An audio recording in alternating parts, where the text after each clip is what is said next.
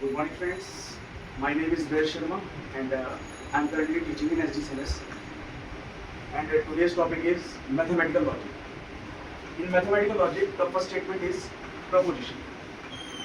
A proposition is a declarative statement which is either true or false.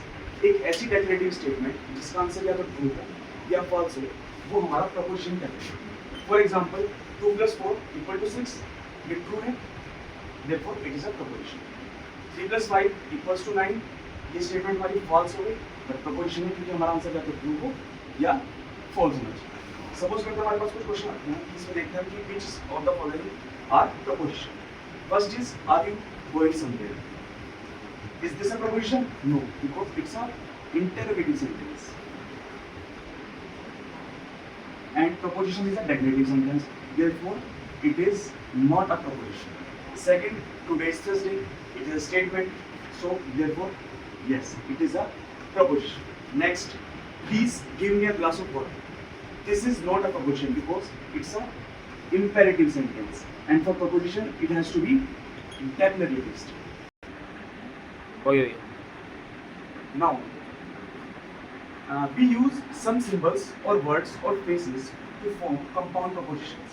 अब कुछ propositions को compound करने के लिए हम कुछ symbols का इस्तेमाल करते हैं जिनको क्या बोलते हैं connectives. For example, हमारे पास कौन कौन से connectives हैं?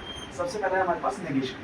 अगर हमारे पास कोई proposition है तो not भी उसका negation कहलाएगा, जिसको हम denote करते हैं इस symbol से. ये symbol है not equal. Not. For example, today is Thursday. तो इसका negation क्या होगा? Today is not Thursday. Second connective is conjunctives. Conjunctives क्या होते हैं?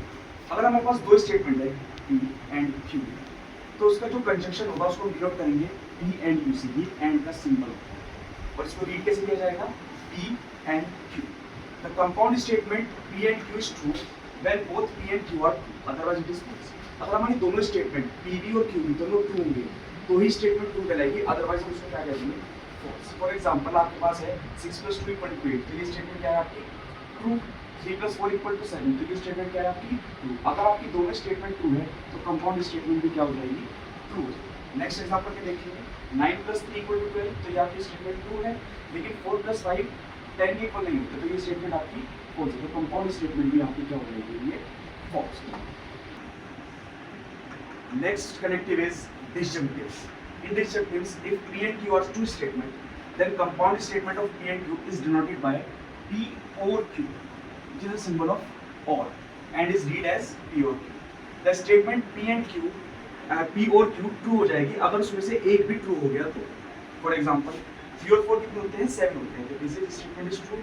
But 6 और 3 9 होते हैं, तो ये statement false हो गई.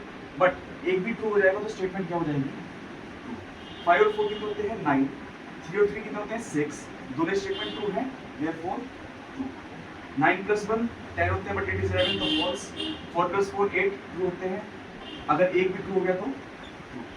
ये भी फॉल्स आया, ये भी फॉल्स आया. अगर दोनों फॉल्स हैं तो स्टेटमेंट क्या हो जाएगी? फॉल्स.